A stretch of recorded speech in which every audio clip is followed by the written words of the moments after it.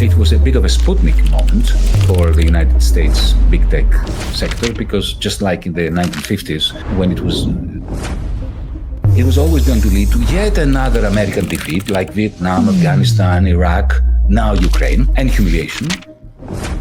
Yanis Varoufakis argues that the system we call capitalism is over. Its two core pillars, profit and markets, have been quietly replaced since the 2008 financial crisis. We now live under what he calls techno-feudalism, a new global order run by big tech giants. In this powerful lecture, he explains how this new system works, who truly holds power, and why Europe has become a willing vassal to the United States, acting against its own interests. To understand the economic reality shaping our future, make sure you watch this critical analysis. All the banks went belly up in 2008. In April 2009, under Gordon Brown, who was then Prime Minister of the United Kingdom, there was a meeting of the G7, the G10, the G20 in London.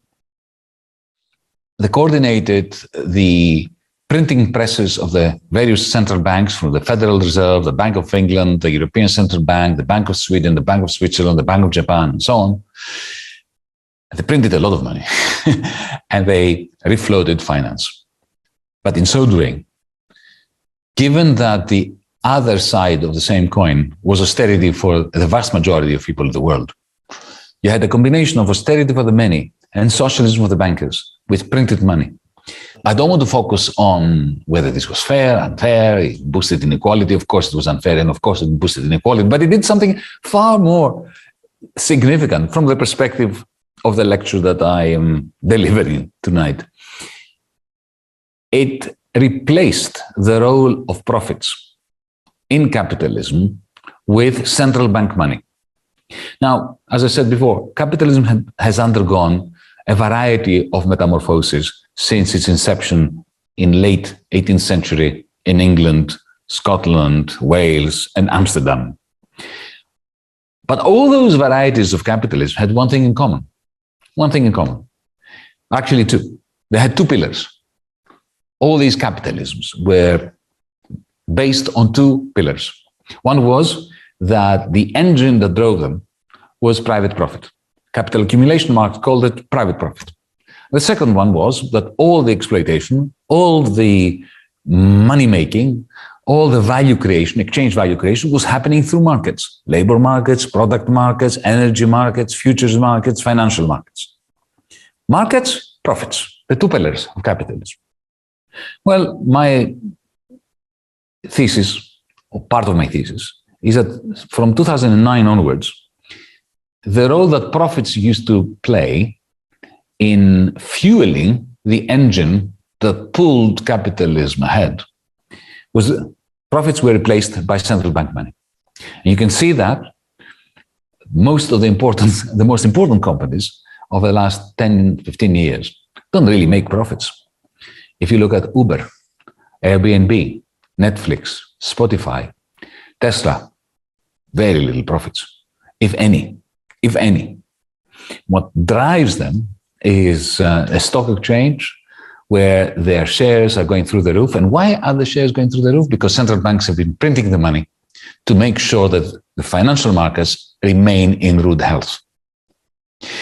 The second pillar, markets, they are on the way out, and I've already explained why. Because command capital has risen to such an extent that not only does it tell us what we want, but it also creates the platforms on which we can actually buy that which they tell us that we want. And remember, these are not markets, they're platforms. The moment you enter Amazon.com, you have exited capitalism.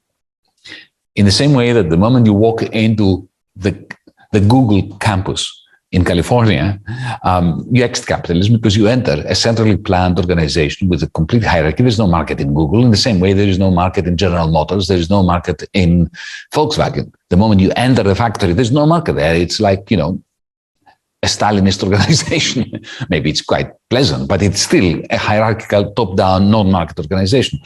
The moment you enter Amazon.com, remember, there is one person that owns the algorithm that determines, once you are in Amazon.com, what you see, what You know, what you can buy, what you can't buy, what you can't see. Some people see one thing, other people see another thing. It's this algorithm that determines that. This is not a market. This is like a feudal estate, a fiefdom.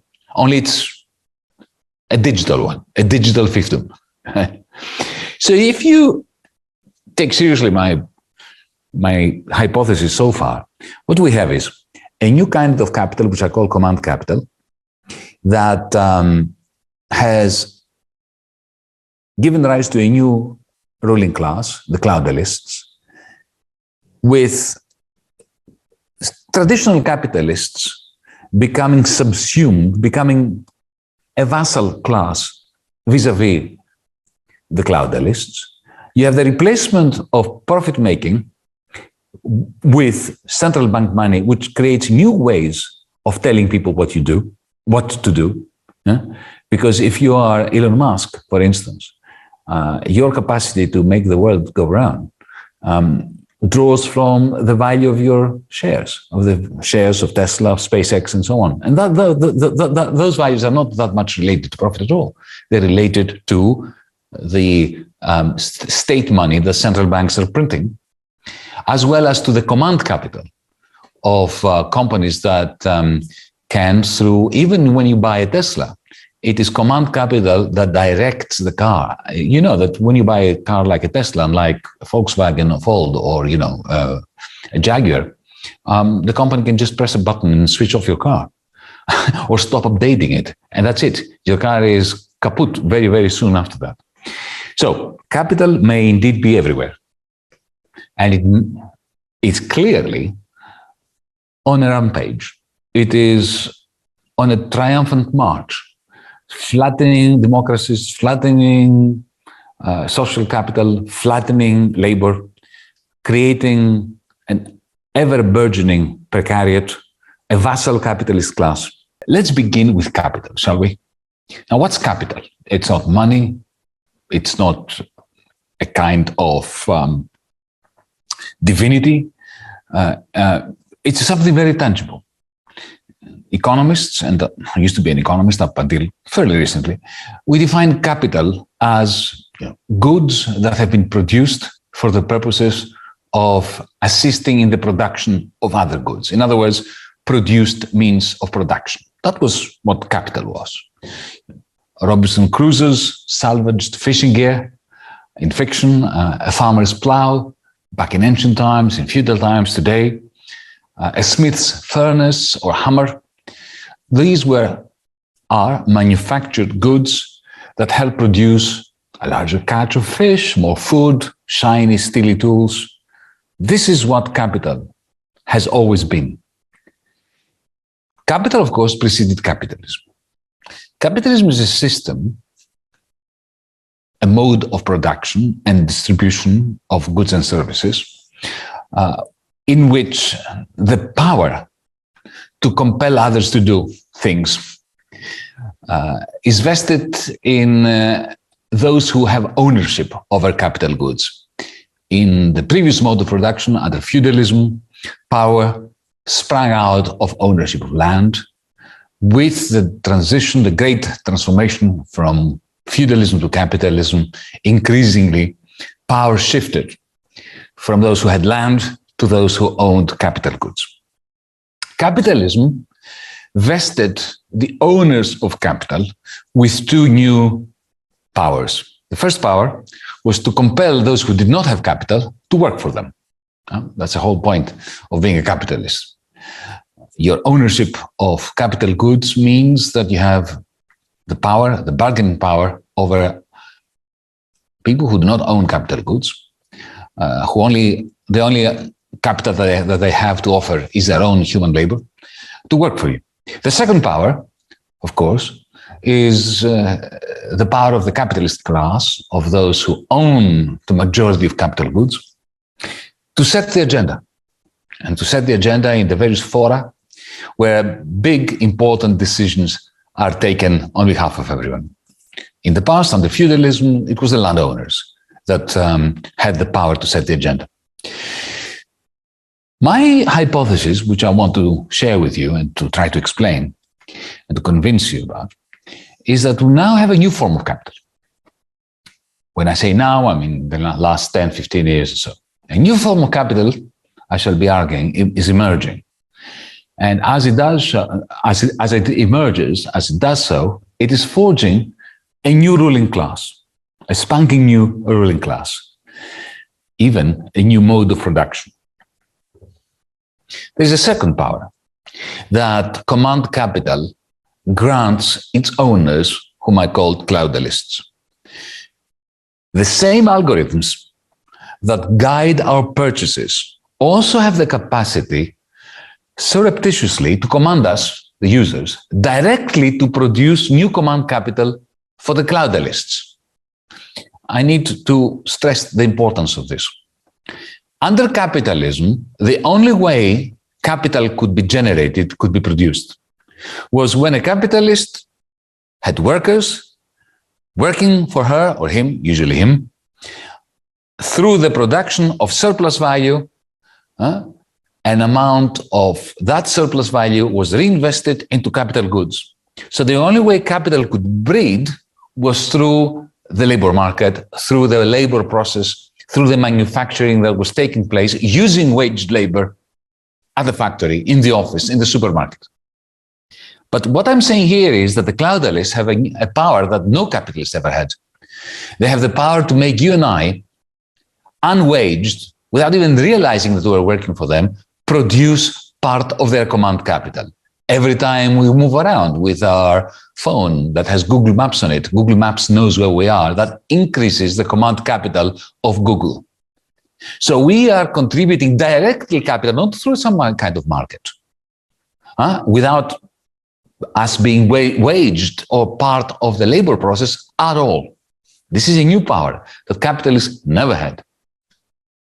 While all this, let me just make the point as a preface that it was a bit of a Sputnik moment for the United States big tech sector, because just like in the 1950s, when it was the Americans who were completely and utterly convinced that they were decades ahead of the Soviet Union, suddenly the Soviet Union is in space before they are. So there is this similarity. Now, of course, that Sputnik moment made the United States go crazy in investing in the space age. And the result was that they not only caught up, but they surpassed the Soviet Union. I don't think this is going to happen now with big tech.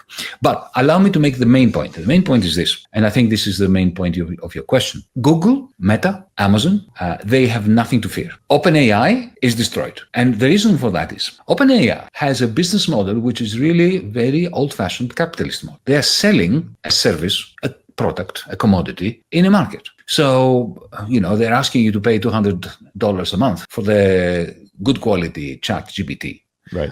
And you buy that in the same way you buy a subscription to a cable channel, you buy gas to put in your car. It's a standard capitalist enterprise. Right. And here comes DeepSeek and offers the same product, even better actually. I've been looking into it recently and comparing and contrasting. Actually, DeepSeek is more impressive than ChatGPT, at least in my brief experience, for free. So essentially, that's it. The market of GPT has gone. But you mentioned my concept of what I considered a mutation of capital, a new form of capital, which I call cloud capital. It's the algorithm of Amazon, not just of Amazon, of Uber, or of Airbnb, of Google, and so on. But let's stick to Amazon as an example. It's going to be made much better with AI. It's going to be made more efficient. But even before AI came, if you had an Alexa, and this is the interface that you can buy very cheaply to connect you to all your appliances, of course, to Amazon.com. And it's an Amazon product. It's an interface which presents itself as your slave. You tell it, Alexa, switch off the lights, order some milk and honey for me from the supermarket, buy me a book, play me some music. So it sounds as if it is your slave, but it isn't, of course. What it does, it trains you to train it, to know you, to give you good advice, then to capture your attention through this good advice. And the good advice is good. When Amazon recommends a book for me, I usually like it. There's never been a case when it recommended a book for me that I didn't enjoy reading. Once, it captures your attention and gains your trust, then it has enormous power. It can actually say, it hears you talking to your wife or to your husband or to whatever, and it hears you talk about an electric bike, and then it comes up with a suggestion, maybe you should consider this electric bike. Previous proposal proposals, suggestions were good, the probability that you'll buy that bike is much higher. And that gives Jeff Bezos, who owns Alexa, who owns Amazon.com, an opportunity to do two magnificent things. Magnificent in the sense that they are historically pioneering things that had never happened before. Correct. It allows them to sell you the object of the desire it has implanted into your soul outside of any marketplace. You don't have to go to a shop. Amazon sends it to you. Right. And the second thing is that Bezos retains 40% of the price. That's a rent. He hasn't produced this thing. Right. This is a rent very, very similar to the ground rent that feudal lords used to extract from peasants, from ironsmiths, from artisans who lived and worked on their fiefdom. But Amazon has to be thought of not as a market, but as a fiefdom. That cloud capital, which creates Amazon, bestows upon its owner, Bezos, a remarkable capacity to extract rents from you, me, customers, and the producers of the electric bicycles. Correct. It's not capitalism anymore. It's not a marketplace. It's a digital fief, and it's not profit that accumulates wealth. It is rent.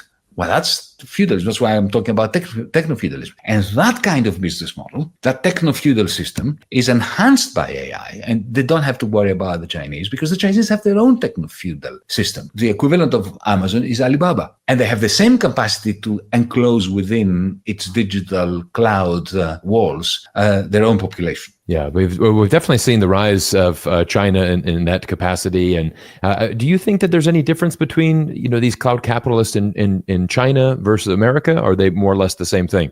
Well, individually, they are more or less the same thing. They're neither good people nor bad people with enormous power. You give exorbitant power to normal people, you get very abnormal people in the end.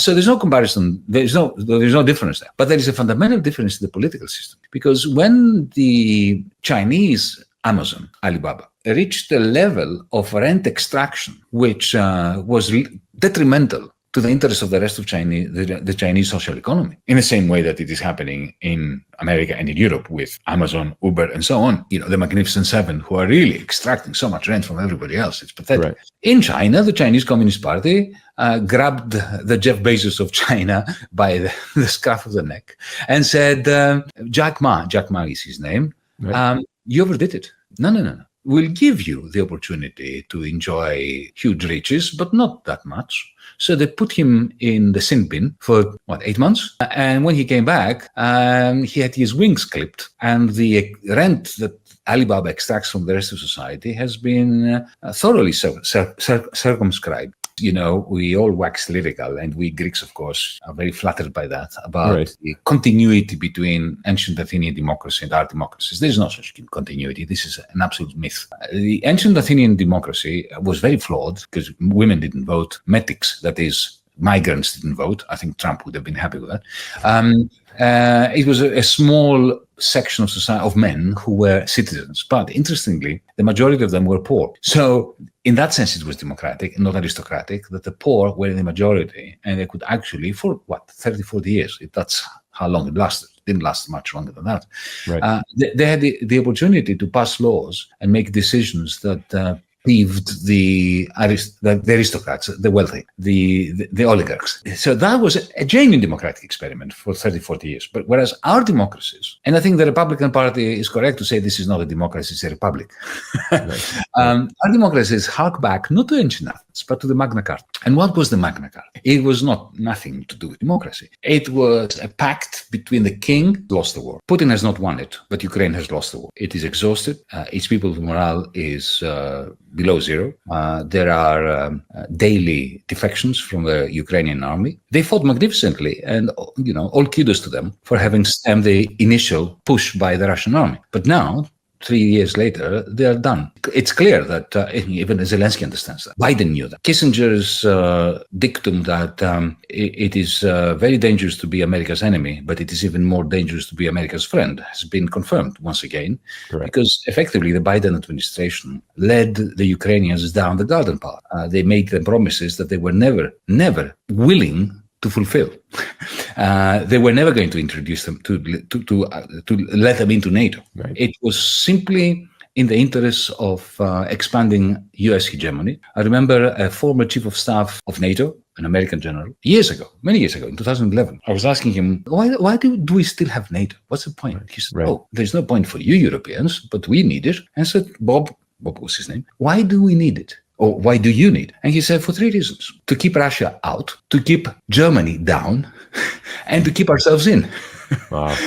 So that's, and I think he was completely right. But, Trump doesn't have this mentality. For Trump, the Ukraine war was a big strategic mistake. It cost a lot of money. It was never going to be won. It was always going to lead to yet another American defeat, like Vietnam, Afghanistan, Iraq, now Ukraine, and humiliation. And it was a major distraction to what his number one priority, which is a war with China. Cold War, hopefully, not a hot war, but he thinks that there is one game in town on the planet, and that is the containment of China. So what on earth are we doing? Wasting our resources and losing a lot of soft power worldwide with a war in Ukraine, which essentially is pushing Russia into the embrace of Beijing. Kissinger and Nixon did their utmost to keep those two forces apart, and now Biden has pushed Ukraine into the embrace of Beijing. This is how he thinks. Personally, I think he's completely wrong, and it's extremely dangerous. It's a clear and present danger for humanity to want to contain China. China is not an imperialist power. It's a regional power. It wants to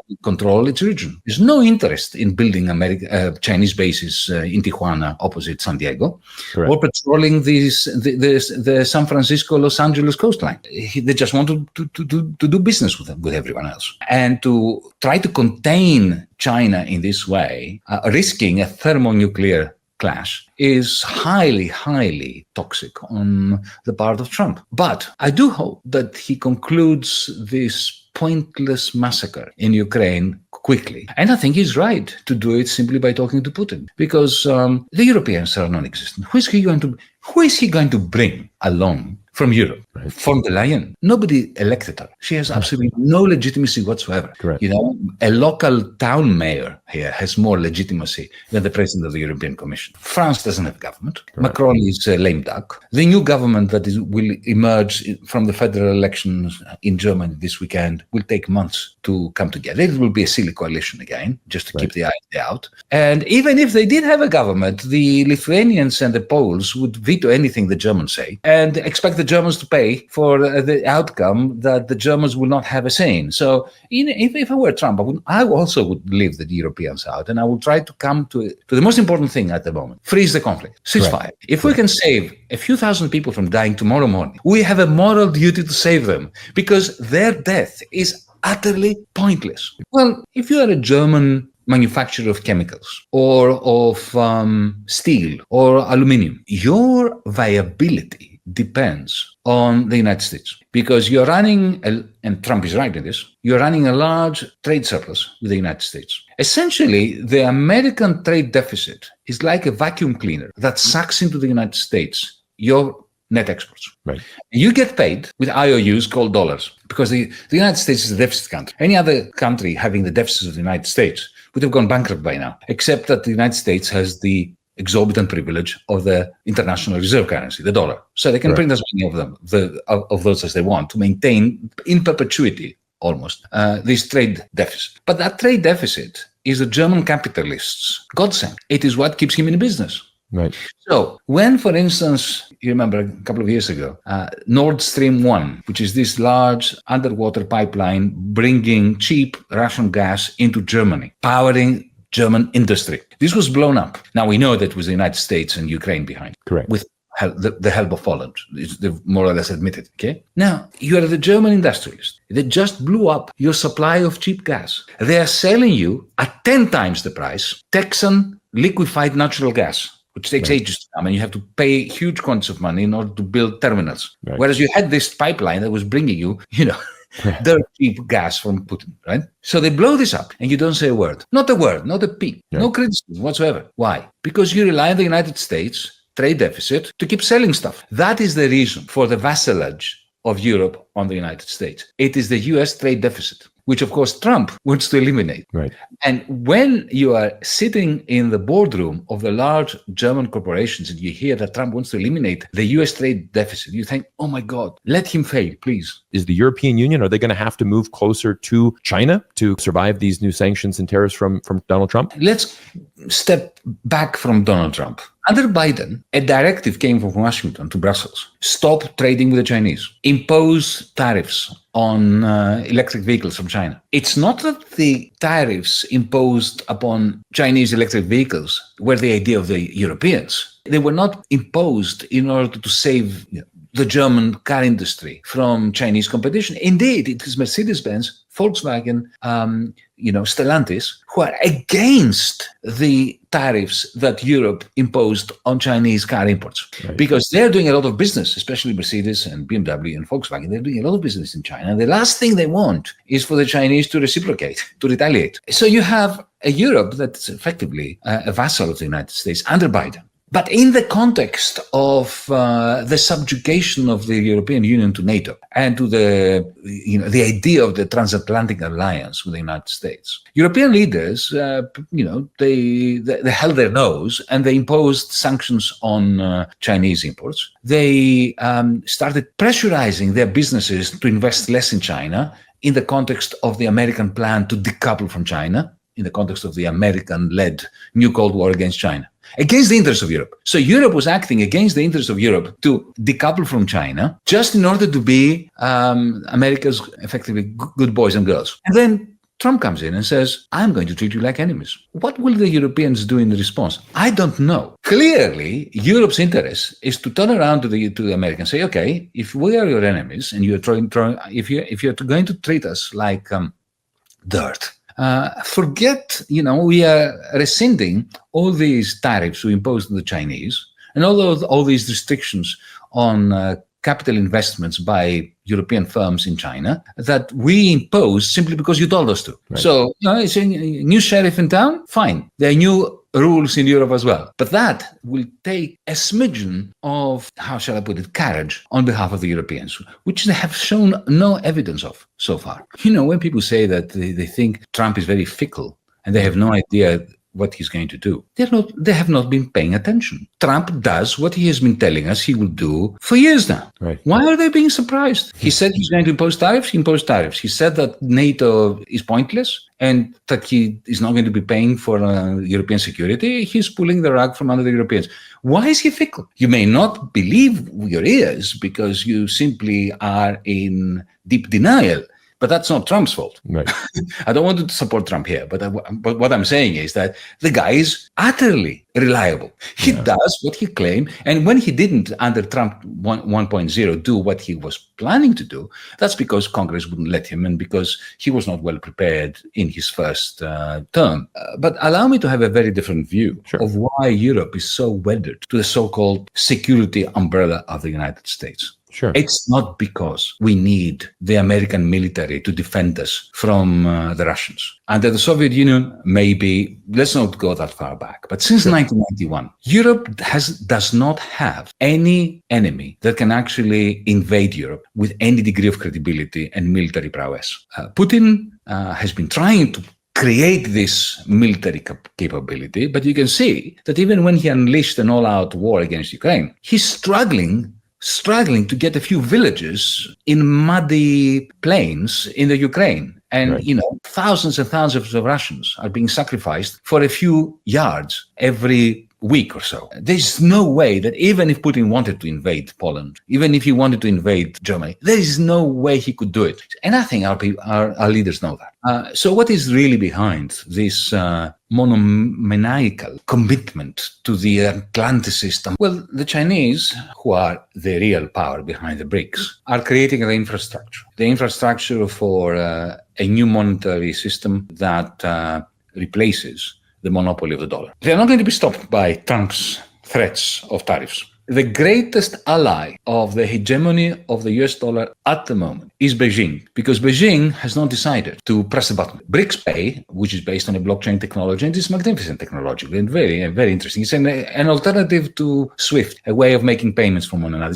It's not, however, an alternative currency. Right. And it's not because the Chinese have not decided to go for it, because the Chinese have at least $4,000 billion US dollars in savings. So if let's say you had your money in a Swiss bank account, you would not want to undermine the Swiss banking system. It would be silly to do this. Right. So they've not decided to do that. As I said before, if you are aluminium producer in Shenzhen and you're selling to California, why would you want to undermine the hegemony of the dollar? You live off dollars. But if the United States continue to pursue the new Cold War against China, especially the way that Biden turbocharged it with the CHIPS Act, effectively telling the Chinese you are not going to become a technologically advanced society, which of course didn't work because they have so many good engineers that devised their own microchips. Then at some point, they will be absolutely determined, they already are determined, to have a monetary system which is ready for action. They need to have it, at an arm's length, at a push button length, so they can press it when they decide that enough is enough. But they have not decided to do this yet. They will make the system ready, but they will not energize it until they give up on the possibility of a decent agreement with Trump and with the West. So, Mr. Trump, stop hyperventilating and threatening the Chinese. They are your best friends at the moment.